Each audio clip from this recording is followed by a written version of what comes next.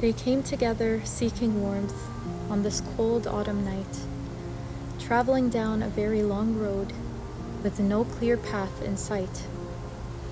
They knew justice was far from reach, but surrender was simply not a choice. They had been kicked out of their homes and hoped someone would hear their voice. Their church was destroyed before their very eyes, and their governor applauded the act. So when they said that this was not fair, they were thrown out, no questions asked. For months, they hoped someone would help them, but all their pleas had gone in vain. At the end, they came up with a plan. They thought to start an Occupy campaign. In Maspero, downtown Cairo, where the state media building stood, to present their grievances, to share their story, and all the injustices they withstood. But all their cries fell on deaf ears, and everyone ignored their plight, as if to deliberately humiliate them, to assert that Christians have no rights. As the nation watched, many hearts were grieving, many souls were bleeding, and under the veil of silence, anger was brewing.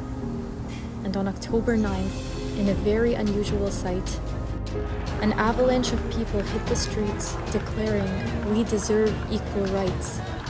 No more humiliation, no more contempt. United we will stand." Copts are full Egyptian citizens and the indigenous people of this land. Shoulder to shoulder they marched, thousands of men and women, carrying their grievances along with their faith, pleading to the God of heaven. Their destination was Maspero, where for weeks the victims held their Occupy, and where the state media building stood with its anchors spewing their lies. They walked down the long dark road, dreaming of a better tomorrow, not knowing that this day would forever be remembered with grief and sorrow. As they went on their peaceful march, with no protection on their back, they didn't realize that they were an easy prey and a perfect target for attack.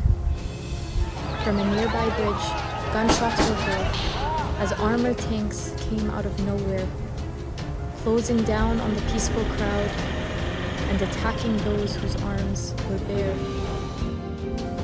Puddles of blood covered the ground as the tanks crushed their bones and dreams.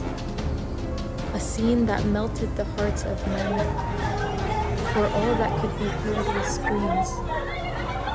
The River Nile stood a silent witness and a burial place for some of those heroes, as its ruby-red waters preserved the story of the massacre that took place in Maspero.